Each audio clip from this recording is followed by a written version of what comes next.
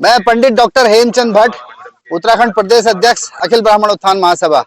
मैं यहाँ पर आए हुए सभी जो है हमारे ब्राह्मण भाइयों का आभार प्रकट करता हूँ और धन्यवाद देता हूँ इस सफल आयोजन के लिए। इनको धन्यवाद देता हूँ, अरुण भाई को, सोमदत्त जी को। इन्होंने जो व्यवस्थाएं यहाँ पे की हैं, जो सहयोग किया है, जो ब्राह्मणों के हित में जो इन्होंने जो आवाज उठाई है, ये काबिल तारीफ है।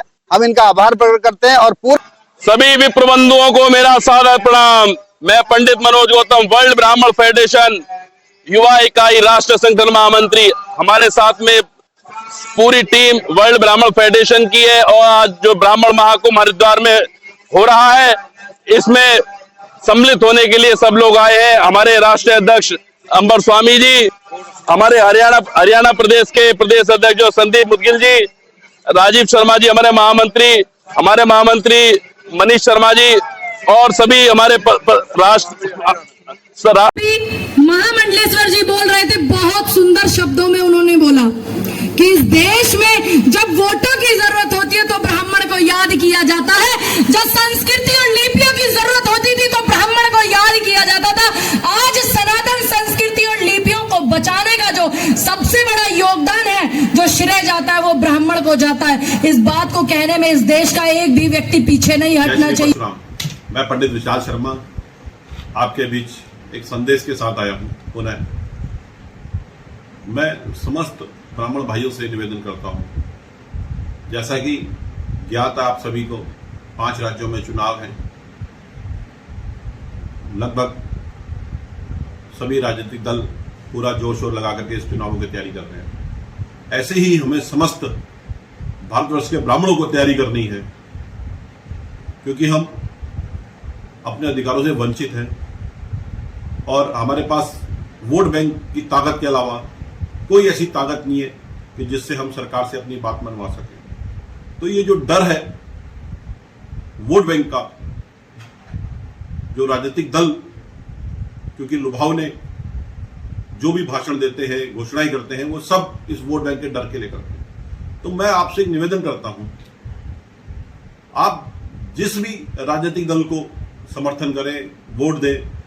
मेरा अपना मानना है, जो ब्राह्मण हित की बात करे वो किसी भी गोत्र का है, किसी भी समुदाय का है, किसी भी राजनीतिक दल का है। हमें यह नहीं देखना है कि सिर्फ ब्राह्मण खड़ा तो उसी को वोट करना है। अगर वो ब्राह्मण होकर के ब्राह्मण हित की बात नहीं कर रहा है, आपके सम्मेलन में आने से ब्राह्मण सांसद विधायक होने से कतरा रहा है, तो हमारे लिए वो बहुत जरूरी नहीं है कि वो ब्राह्मण है तो हम उसको आंख बंद करके वोट दे दें। क्योंकि आज तक भी ऐसा नहीं हुआ कि कोई ब्राह्मण सांसद विधायक नहीं बना, हजारों बने। लेकिन दुख इस बात का है कि पूरे भारत में एक भी नेता ऐसा नहीं है जिसने हमारी आवाज उठाई हो लोकसभा विधानसभा में। जो भी ब्राह्मण की बात करे आप उसको समर्थन करिए।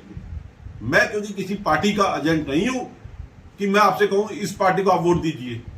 आप अपने विवेक से, आपको अपने क्षेत्र में कौन ऐसा लगता है जो आपकी बात मान सकता है, आपकी बात आने वाली पीढ़ियों की जो हमारी पीड़ा है वो संसद विधायक या विधायक या सांसद उठा सकता है, आप उसको समर्थन करिए और उनसे बोलिए कि आप अपने एजेंडे में, हमारी मैनिफेस्टो में जो क्या हमारी 11 सूत्री मांगे हैं, क्या डाल रहे हैं, उसमें डालिए। बोलने से नहीं सिर्फ काम चलेगा। तो उनको एक आप अपना संदेश दीजिए, कड़ा संदेश। अगर हमारी वोट चाहिए तो जो ब्राह्मण हित की बात करेगा वही देश पे राज करेगा। इस संदेश के साथ उनको एहसास कराइए, क्योंकि हम हर बार वोट बैंक के रूप में चले गए हैं। तो मेरा आपसे निवेदन है, पहली प्राथमिकता उसी को दीजिए, वो किसी भी समुदाय का है, किसी भी गोत्र का है, जो ब्राह्मण हित की बात कर रहा है और आपकी बात को समझ रहा है। उसके बाद की पंक्ति में सभी आते हैं। धन्यवाद। जय श्री परशुराम।